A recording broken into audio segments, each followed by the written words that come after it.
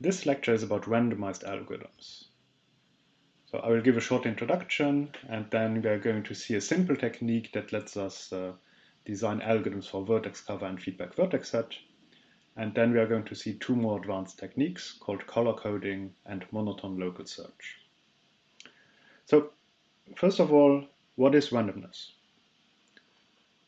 So in our algorithms, we often saw situations where we said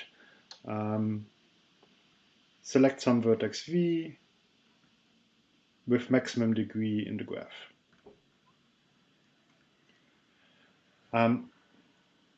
So what this means is that if there's multiple vertices that have maximum degree, it doesn't matter which one we choose.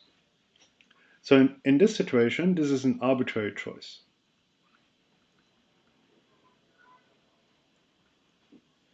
Meaning that the algorithm really doesn't care which one you choose as long as you choose one with maximum degree. So you can choose any method that allows you to choose a maximum degree vertex. But what we're going to see here is quite different. So here we're going to see situations where we will say, select a vertex uniformly at random.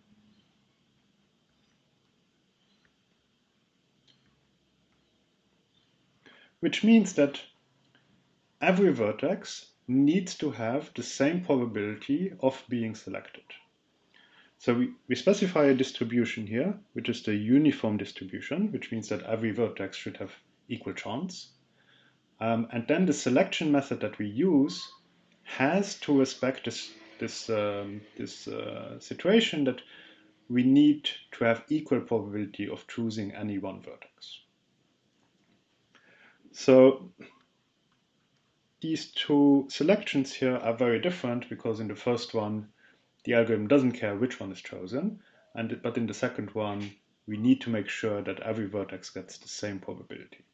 And we could have other distributions here instead of the uniform distributions. We could, for example, give higher probability to vertices with larger degree, and then we are looking at different distributions. Okay, but now the issue is that Turing machines do not have inherent access to randomness. So there's no actual operation in our Turing machine that says draw a random number between 1 and 10. So it just can move its head left and right, it can read what's on the tape, and it can overwrite what's on the tape and move into a different state, but it doesn't have access to randomness. So that's why we are going to augment our model of Turing machines, and we are going to say that we assume that the Turing machine, or the algorithm, also has access to a stream of random bits drawn uniformly at random. So we're just going to assume that such a random bit stream exists and that the algorithm has access to it, which will make our analysis quite nice. So now with R random bits, of course, we can explore random spaces that are larger. So with R random bits, the probability space is the set of all 2 to the power R possible strings of random bits. In practice, we will probably not have access to real random numbers, but we will make use of pseudo-random number generators. So for example, we could generate a random integer between 1 and 10. And the output is 2 here. So if I generate another random integer between 1 and 10, I get 7. If I generate another one, I get 1. Okay, but these are not true random number generators. For example, if I set my seed here to some number, and then I execute this, I get 9. If I execute it again, I get 9 again. If I execute it again, I get 9 again. So the pseudo-random number that is generated here depends on a computation that has initially some value, that is based on some initial value, which is the seed. And then based on the seed, it generates some number by some function. And the function is supposed to look random, but of course it isn't truly random, but it has some properties of random numbers. So if I generate another random number between 1 and 10 after the first one, I might get twice the same, but so the first one was 9 and the second one is 5.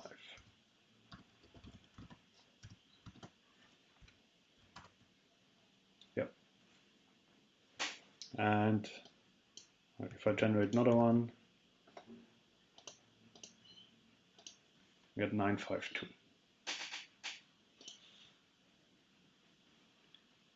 Okay, so in practice we will use pseudo-random number generators, but for the analysis, for the theory, we assume that the Turing machine or the algorithm has access to true random number generators.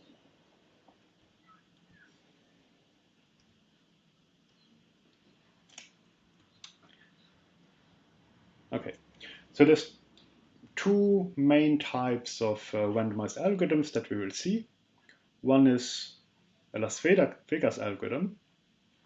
So this is a randomized algorithm whose output is always correct.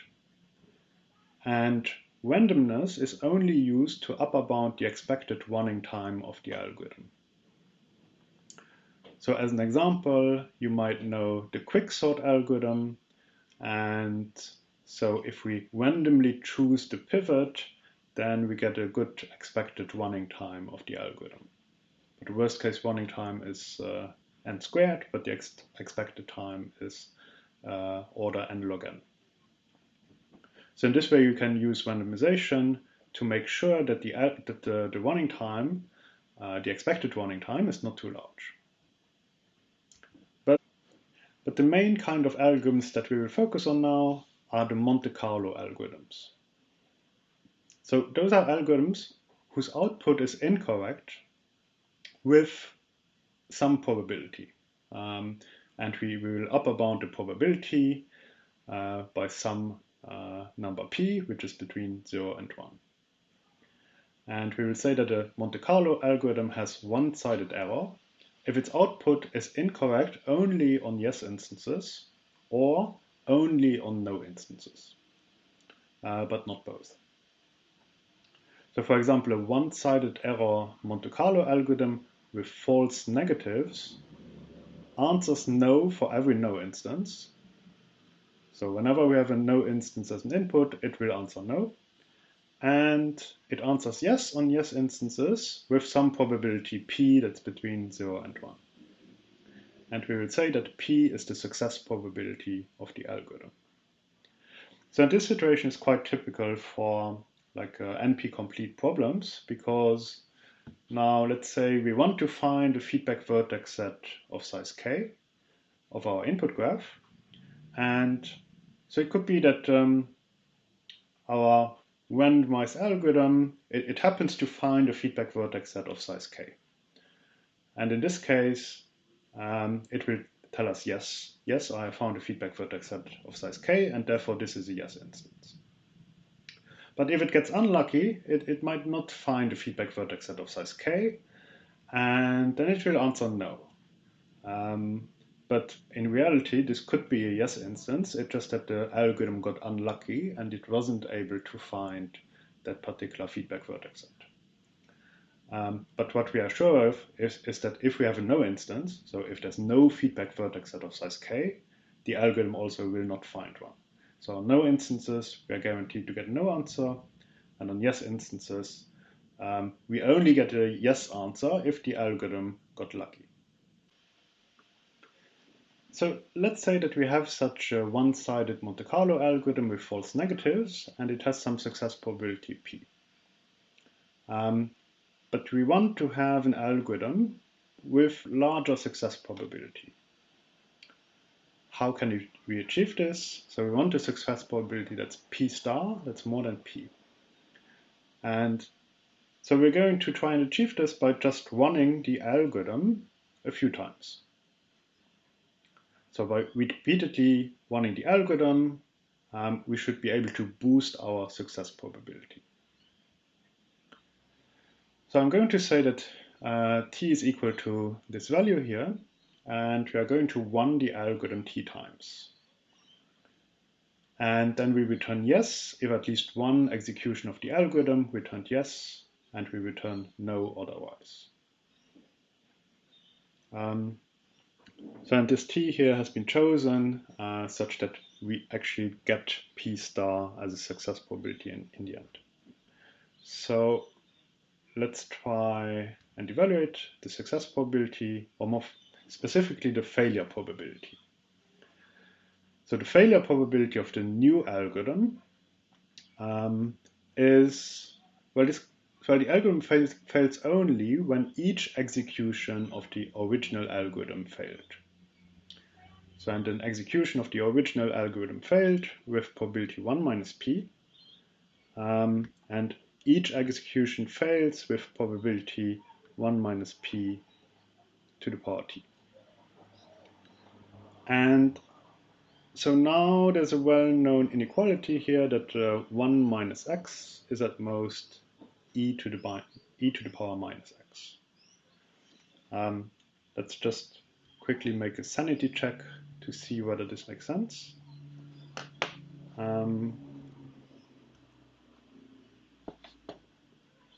So I'm going to plot the two functions. So one of them is 1 minus x, and the other one is e to the power minus x. Let's plot them between minus 2 and 10. And I'll add some label.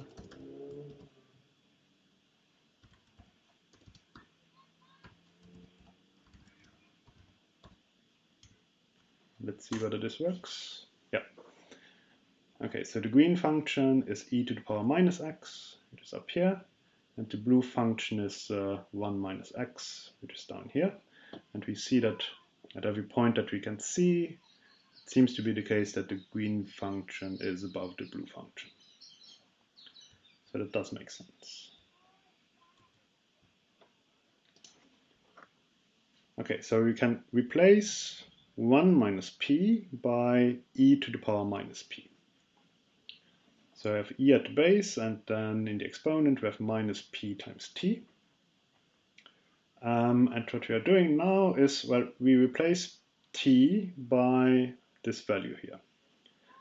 So, and then, well, the minus sign disappears because we have two of them. And then we have a factor p here, and we divide by p, so those get cancelled, and we are left with just ln of 1 minus p star. So we have e to the power, the natural logarithm of 1 minus p star, and e to the power of the natural logarithm cancels out as well, so we're left with just 1 minus p star. So, which is exactly what we wanted, because, well, we want the failure probability to be 1 minus p star, and so the success probability is then p star.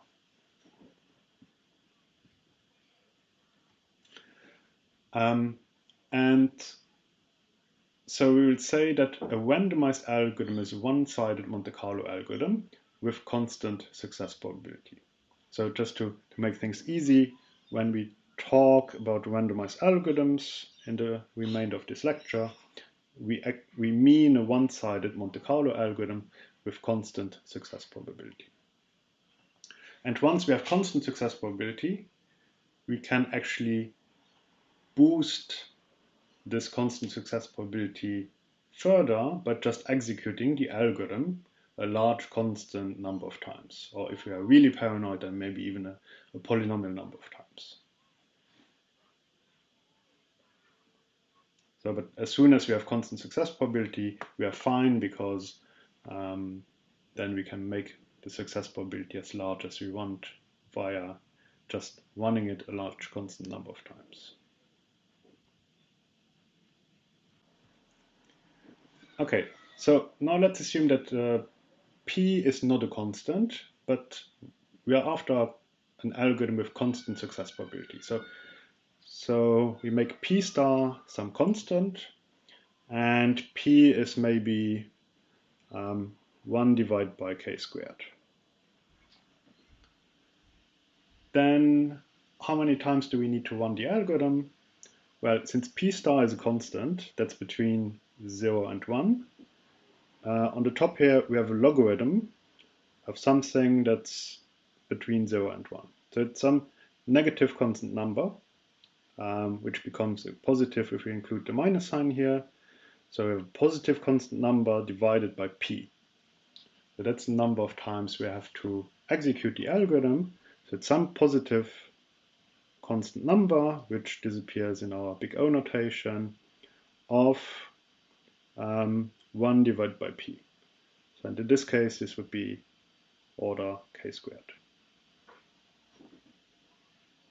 So if we have a success probability of 1 divided by k squared, and we execute the algorithm order k squared times, then we get constant success probability. So this is summarized here. So repeating the algorithm independently, 1 divided by P many times, ends up giving us constant success probability. So meaning that if we are after an FPT algorithm where the final running time should be O star of f of k, we need to have a polynomial time randomized algorithm that has this success probability. And just by repeating this polynomial time algorithm many times, O star of f of k many times, then we get a randomized FPT algorithm. Let us now design a randomized algorithm for vertex cover. Of course, the input is a graph G and an integer k, the parameter is k, and the question is whether G has a vertex cover of size k, so a set of vertices of size k, such that every edge of the graph is incident to one of those vertices. And we're going to design a randomized algorithm that has running time O star of 2 to the power k. And the way this will work is that we're going to select a random edge in our graph, uv, and then we randomly choose a vertex among u and v and put that into our vertex cover. So of course we know that the vertex cover must contain either u or v, and that was one of our first branching algorithms where we had a branching algorithm that puts u into the vertex cover and then recursively solves that subproblem, or puts v into the vertex cover and then recursively solves that problem. But now we are going to choose u or v randomly, and we're going to put that vertex into the vertex cover, and then we're going to do this k times, and if we are lucky and we have found a vertex cover in the end, then we return yes, otherwise we return no. This is the pseudocode of this algorithm. It's called RVC for random vertex cover. The input is a graph G and an integer k. We initially set this set S, that's going to be our vertex cover, to the empty set. And then while our budget is not 0 yet, so while k is strictly more than 0, and we still have edges in our graph, we select an edge uniformly at random, and then we select an endpoint of this edge, also uniformly at random, and add this endpoint into our set S. We remove the vertex from the graph and we decrease k by 1. Now, either in the end, S is vertex cover, or not, and k has dropped to 0. So if S is vertex cover, then we return yes, otherwise we return no. So what this algorithm ends up doing is, so it selects an edge uniformly at random, and then it selects an endpoint of this edge uniformly at random. So if we start thinking about, well, which vertices is it more likely to pick? So we can try and think of these two steps as one step, of just selecting one vertex of the graph. And so of course, a vertex that's incident to many edges is more likely to be picked. So this will actually skew the random selection of the vertices towards higher degree vertices. Because we are going to select a random edge and then a random endpoint of that edge. And of course, endpoints that are incident to more edges have higher likelihood to be picked. So this is somehow selecting vertices proportional to their degree in the graph. What is the success probability of this algorithm? Well, if we have a no instance, then the algorithm will never find a vertex cover of size at most k, so it has to return no. What about yes instances? So if we have a yes instance, there must exist a vertex cover of size at most k, and so we'll choose, for the analysis, we'll choose a minimal vertex cover of size k prime that's at most k. So of course we could take a vertex cover of size at most k and take an inclusion-wise minimal subset of this vertex cover, which also has size at most k. So now, what is the probability that the algorithm actually finds this minimal vertex cover C? So when it selects an edge uv in the graph, we know that, well, since C is a vertex cover, C contains u of v. So the probability that the algorithm selected the right vertex, so the one that is in C, both could be in C, but so the probability that it selects at least one vertex from C is at least half, because, well, u of v must be in C, and it selects randomly among u and v. So the probability that one selection is correct in trying to find C is at least half. And now, well, it repeats this k prime many times, so the probability that it finds C is at least 1 divided by 2 to the power k prime. So if it actually finds C, it will execute, it will make k prime random choices, and that's why, and each of them has success probability 1/2. So in the end, it has found C with probability 1 divided by 2 to the power k prime. Okay, and this is already sufficient to show that vertex cover has a randomized algorithm with running time O star of 2 to the power k. So if G has a vertex cover of size at most k, then the algorithm finds one with probability at least 1 divided by 2 to the power k. And applying theorem 4 now by executing the first algorithm 2 to the k many times gives us an overall running time of O star of 2 to the power k. And then we get constant success probability. We are now going to use the same approach for the feedback vertex set problem. Well, does it even make sense to use the same approach? Let's see. So in vertex cover, for yes instances, we know that there's a cover C of size k, of size at most k. And we know that, well, if we delete C from our graph, then we are left with just an independent set of vertices. So, and we know that so every edge of our graph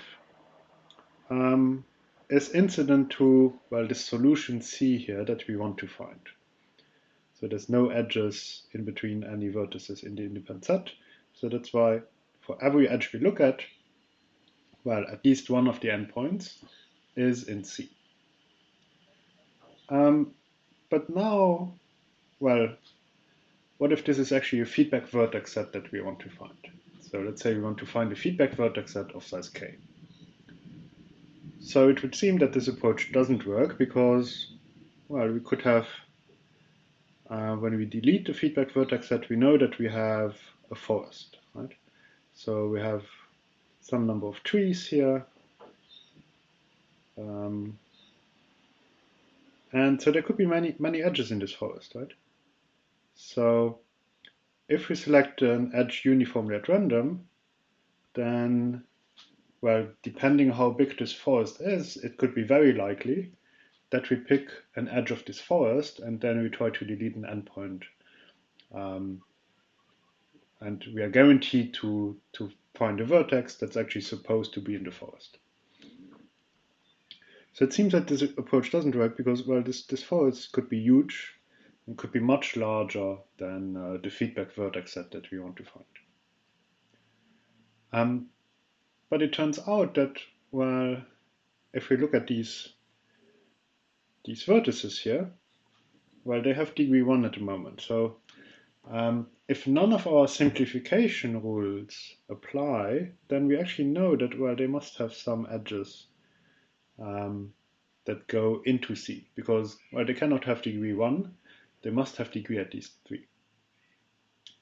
So and we'll try and argue this, that namely that the constant fraction of the edges has one endpoint in C at least. So then when we select a random edge, then we have a constant probability that we actually selected an edge that has one endpoint in the feedback vertex set. So let's see how this works. So of course we remember that the feedback vertex set has as input a multigraph G and an integer K. The parameter is K, and the question is whether G has a feedback vertex set of size K. So a set of vertices whose deletion makes the graph acyclic. So we saw the following simplification rules for feedback vertex set. So if we have a loop at a vertex, so a vertex that has an edge connecting the vertex to itself, then this is a cycle, and so we say that we have to add this vertex into our feedback vertex set. So we then remove the vertex and decrease k by 1 and make a recursive call. If we have a multi-edge with multiplicity at least 3, we replace it by a multi-edge with multiplicity 2. If we have a degree at most 1 vertex, then we just remove this vertex because it's not part of any cycle. If we have a vertex that's incident to 2 edges, so this vertex V is incident to an edge towards U and an edge towards W, and here, well, we allow that U and W are actually the same vertex, so the picture could look like this. Then we delete these 2 edges and add an edge between U and W. So this would get deleted, and we add this edge. Or, well, here this would get deleted, and we add this edge. So now doing this repeatedly gives us a graph with minimum degree at least 3. So if we have a multigraph with minimum degree at least 3, then I claim that for every feedback vertex set of the graph, at least a third of the edges have at least one endpoint in this feedback vertex set. So how does the proof work? So n is the number of vertices and m is the number of edges of G. Since the minimum degree of G is at least 3, we have that the number of edges is at most 3n divided by 2. So if we sum up all the degrees, we get 3n, and then by the handshake lemma, we know that there's at least 3.5 edges in our graph. Now, the forest, F is our forest that we obtain after having deleted the feedback vertex at X. We know that it has at most n-1 edges. So because, well, the densest possible forest is a tree, and a tree has n-1 edges. So since f has at most n-1 edges, we know, but in total there's at least 3.5 edges in our graph. We know that at least 1/3 of the edges have an endpoint in the feedback vertex set. So, namely by deleting the feedback vertex set, we get rid of at least 1/3 of the edges, and that's all the edges that were incident to this feedback vertex set. Okay, so now we can design our algorithm, our randomized algorithm, by selecting a random edge, and then with probability at least 1/3, we have selected an edge that's incident to our feedback vertex set that we want to find. So with probability 1/3, we made a good choice. And then we select a random endpoint of this edge, and then, so with probability half, again, we made a good choice. So we'll be able to exploit this and get a randomized algorithm with running time O star of 6 to the k. So, and we can prove the theorem using the following algorithm, which initializes S to the empty set, and then we do k times the following. So first we apply all the simplification rules, because every time when we select a vertex, we want the graph to have minimum degree at least 3. So before we select a vertex and put it into our set S, we need to make sure that none of the simplification rules can be applied. So we first apply all the simplification rules, and then we add a random endpoint of a random edge to S. And both choices are uniform random choices. So in the end, if S is a feedback vertex set, then we return yes, otherwise we return no. And of course, we need to be a little bit careful to make sure that our graph still has vertices and edges inside.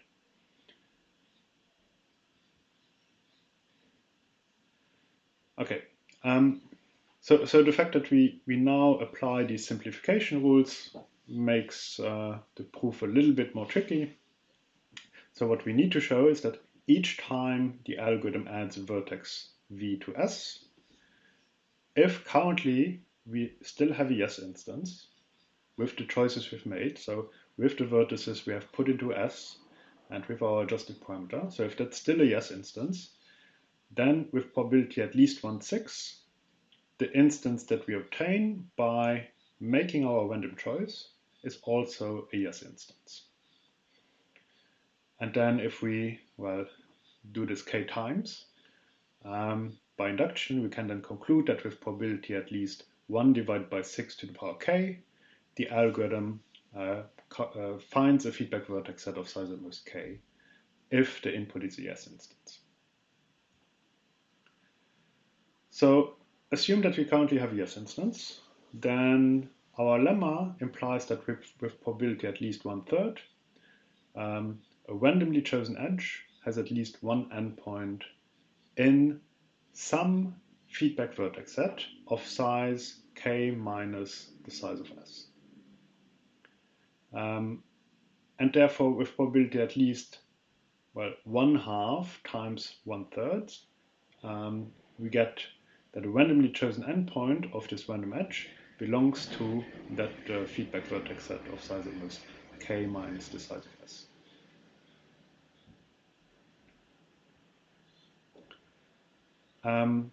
So we have lower bounded the success probability. So now we know that we have to execute our algorithm, the inverse of the success probability many times to get constant success probability. And so applying theorem 4 now gives us a randomized FPT algorithm with running time O star of 6 to the power k. So we are happy that we found a randomized FPT algorithm for feedback vertex set, but we can actually do better. And lemma 8 tells us that if G is a multigraph with minimum degree at least 3, then for every feedback vertex set X, at least half of the edges of the graph have at least one endpoint in X. So previously we had the same lemma with a guarantee that at least a third of the edges have at least one endpoint in X. And now we want to show that actually at least half of the edges are incident to the feedback vertex set. And to show this, we need to go a bit deeper into the structure. So X is our feedback vertex set. And like F is the forest that remains after deleting the feedback vertex set. So what we want to show is that the number of edges that get deleted by deleting the feedback vertex set is at least as large as the number of edges that remain in the forest. And then, well, when we select a random edge with probability at least 1/2, we get an edge that is incident to the feedback vertex set. And actually what we're going to show is a bit stronger. Namely, we're going to completely ignore those edges within the feedback vertex set. We will show that, well, the number of edges that go across, so from the feedback vertex set into the forest, so that number is at least as large as the number of vertices of the forest. And of course we know that the number of vertices of the forest is at least as large as the number of edges of the forest. It's even strictly larger. So J is the set of edges that go across from the feedback vertex set to the forest. So we want to prove this inequality here. So we can prove the inequality by dividing the vertex set of F into 3 sets. So those that have degree at most 1, exactly 2, and at least 3 in the forest F. And we know that the minimum degree of the graph is at least 2, and therefore, well, a vertex that has degree at most 1 inside F, so in the graph induced on F, must have 2 additional edges that belong to J. So they must go from the forest into the feedback vertex set. Similarly, for each vertex in V2, so if a vertex has degree 2 in the forest, then it needs 1 additional edge that goes into the feedback vertex set. So if we have in our forest, if we have some tree here, and let's say we have a degree 2 vertex and some degree 1 vertices. So this is somehow in our forest. Then, well, we know that in the graph, these vertices have degree at least 3.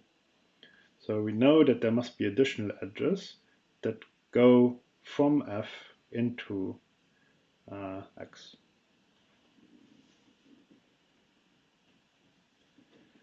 Okay, so this is nice because, well, we want to guarantee that there's lots of vertices, lots of edges that go in between X and F. Okay, so next we want to show that the number of vertices of degree at least 3 in the forest is at most the number of vertices of degree at most 1 in the forest. And, well, we can do this by induction on the number of vertices of the forest. So if we have a forest with at most 1 vertex, then this is obviously true because, well, this 1 vertex has degree at most 1, so this is 1, and no vertex has degree at least 3, so this is 0. Assume now that the statement is true for forests with at most n-1 vertices, and we will show that then it's also true for forests with n vertices. So consider a forest with n vertices, and so consider removing a leaf. A forest always has a leaf if we consider that degree 0 vertices are also leaves. Okay, so we have some forest. Let's consider one tree. And so this is a leaf, and we'll remove this leaf. So now we know that, well, in the remaining forest here, we have some number of degree at least 3 vertices, some number of degree 2 vertices, and some number of degree at most 1 vertices. Okay, now we want to argue that, well, the inequality here remains true when we add this leaf back into the forest. So we know by induction the inequality holds for the smaller forest after removing the leaf, so we just need to show that it remains true after adding the leaf back into the forest.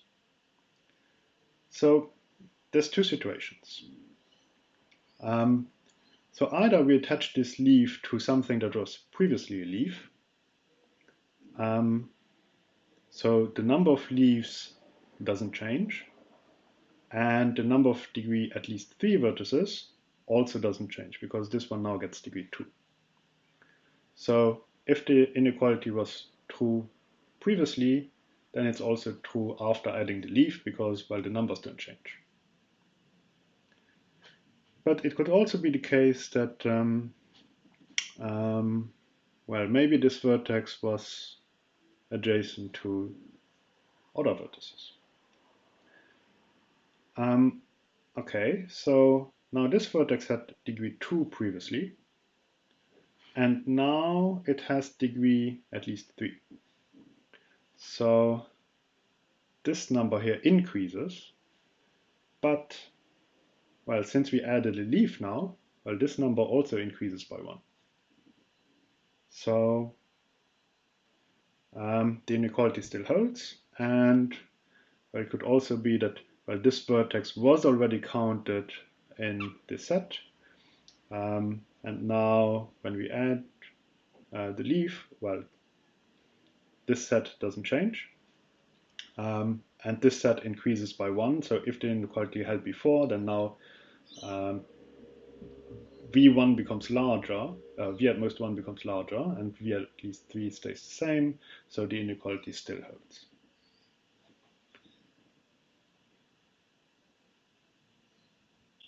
We can now conclude that the number of edges that get deleted by deleting the feedback vertex set is at least as large as the number of edges with one endpoint in the feedback vertex set and the other one in the forest.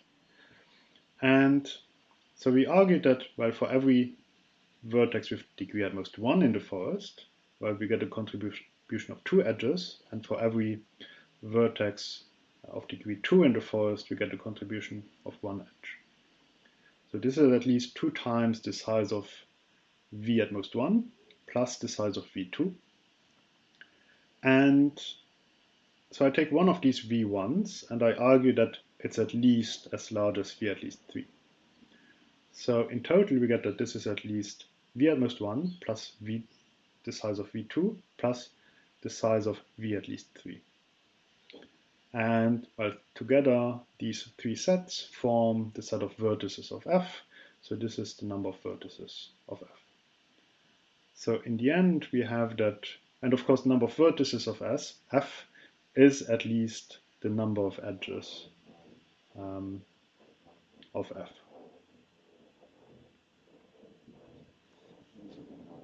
Okay, so in the end we have that at least as many edges get deleted as the number of edges that remain in the graph. Okay, so now since the probability of choosing a good edge is at least half, and, well, the probability of choosing a good endpoint of this edge is also at least half, in total we get the success probability of 1 divided by 4 to the power k. So our randomized algorithm with constant success probability has now running time O star of 4 to the power k. And so the method that we saw here is basically simplify your instance, select a random edge, and select a random endpoint of this edge. And put this into the solution and then make a recursive call. So this method is applicable whenever the vertex set that we are looking for is incident to a constant fraction of the edges. So we needed this. So we needed this fraction here to be some constant, and then we can use this method. So and then in the end we get a warning time that's some constant to the power k.